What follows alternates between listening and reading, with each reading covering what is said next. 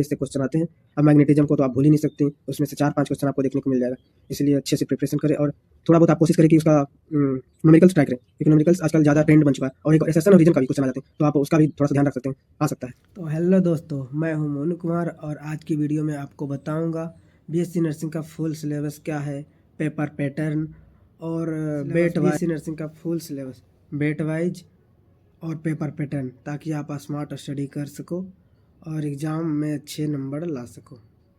अगर आप ABCSE से या किसी स्टेट एंट्रेंस एग्ज़ाम का तैयारी कर रहे हैं तो ये वीडियो आपके लिए बहुत ही हेल्पफुल होने वाली है। तो चलिए सबसे पहले हम BSc नर्सिंग का पेपर पैटर्न के बारे में बात कर लेते हैं।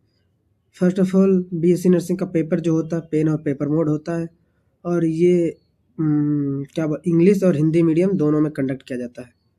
इसमें मल्टीपल चॉइस क्वेश्चन होते हैं, जिसमें से 100 क्वेश्चन PCB का होता है, फिजिक्स केमिस्ट्री और बायोलॉजी का, जो अलग अलग ड्यूरेशन के लिए आपको 90 मिनट करके लिया जाता है। और इस पेपर पैटर्न में आपको सिलेबस जो होता है उसमें 11th और 12th दोनों का बहुत ज़्यादा वेटेज होता है। चलिए हम लोग कौन से चैप्टर का ज़्यादा वेटेज है, किस में ज़्यादा क्वेश्चन पूछे जाते हैं BSc नर्सिंग का, उस अकॉर्डिंग आपको पढ़ाई करने हैं। और इसमें फिजिक्स का 100 क्वेश्चन और केमिस्ट्री का भी 100 क्वेश्चन और बायोलॉजी से भी 100 क्वेश्चन, तीनों का वेटेज क्वेश्चन वाइज सेम ही होता है और तीनों का ड्यूरेशन जो होता है 90 मिनट करके अलग होता है।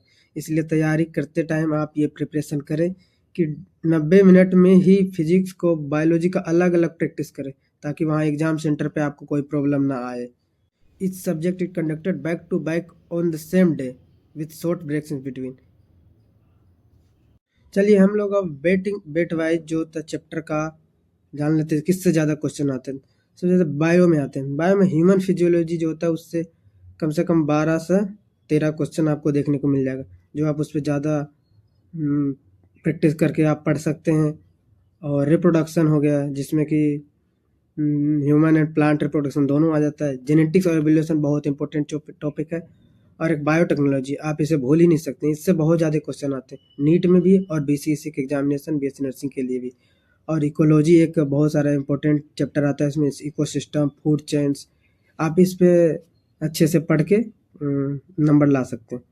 और सेल स्ट्रक्चर हो गया, 11th के पोर्शन में बात करें तो प्लांट फिजियोलॉजी हो गया, फोटोसिंथेसिस, रेस्पिरेशन और ये सब। अप्रोक्स वेटेज अगर बात करें तो हम लोग बायोमोलिक्यूल से भी बहुत सारे क्वेश्चन आ जाते हैं, आप उसको अच्छे से फोकस करके पढ़े। और आप आते हैं केमिस्ट्री, तो केमिस्ट्री में भी वही 33% आपको वेटेज देखने को मिल जाएगा, जिसमें भी 100 क्वेश्चन पूछते हैं। उसमें से हम लोग सबसे पहले 11th का अगर बात करें तो उसमें मोल कॉन्सेप्ट आप अच्छे से प्रिपरेशन करें, उससे क्वेश्चन आते हैं 1-2 क्वेश्चन। केमिकल बॉन्डिंग हो गया और पीरियोडिक टेबल, इससे भी क्वेश्चन आते हैं। और इक्विलिब्रियम एंड थर्मोडायनेमिक्स, इसको तो बिल्कुल भूल ही नहीं सकते, इससे 4-5 क्वेश्चन आपको आ सकता है। और ऑर्गेनिक केमिस्ट्री में फंडामेंटल में नेम रिएक्शन आप याद करें अच्छे से, उससे क्वेश्चन आ सकता है। और इलेक्ट्रोकेमिस्ट्री जो फिजिकल केमिस्ट्री का बैकबोन होता है, उसमें से आप 4-5 क्वेश्चन देखने को मिल सकते हैं, इसलिए उसको अच्छे से पढ़ें। और बायोमोलिक्यूल एंड पॉलीमर जो होता है उसको भी वो इससे ईजी क्वेश्चन आता है, आप एक बार गो थ्रू कर लेंगे तो आपका काम हो जाएगा। चलते हैं फिजिक्स पे। फिजिक्स में भी सेम 33% उसका भी वेटेज होता है, उसमें भी 100 क्वेश्चन पूछे जाते हैं। और इसमें जो हाई वेट होते टॉपिक, उसमें लॉ ऑफ मोशन, काइनेमेटिक्स, ये 11th का टॉपिक है। Work, energy, power, current, electricity जो 12th में है, लेकिन अच्छा खासा वेटेज इसमें रखते हैं। वेव और ऑप्टिक्स, ये भी 12th का पोर्शन है। और मीडियम में जो थर्मोडायनेमिक्स एंड क्वेश्चन आने लगे हैं, और इसीलिए preparation of matter, electromagnetic induction जो कि 12th का बहुत ही अच्छा चैप्टर है, इससे क्वेश्चन आते हैं। अब मैग्नेटिज्म को तो आप भूल ही नहीं सकते, उसमें से 4-5 क्वेश्चन आपको देखने को मिल जाएगा।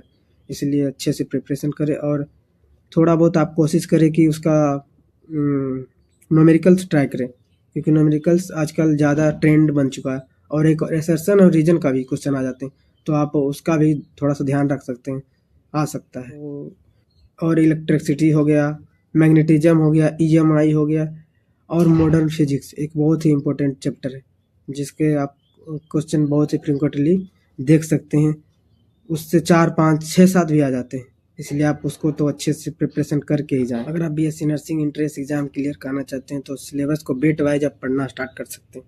बाकी सारे चैप्टर को पढ़ना है, लेकिन जिसका वेट ज़्यादा उसको अच्छे से प्रिपरेशन करना अच्छी बात होती है, क्योंकि वो ज़्यादा हमको मार्क्स देगी। लेकिन सबको पढ़ना है, कोई भी वीक जो है उसको भी छोड़ना नहीं, सारे क्वेश्चन को, सारे चैप्टर को पढ़ना है।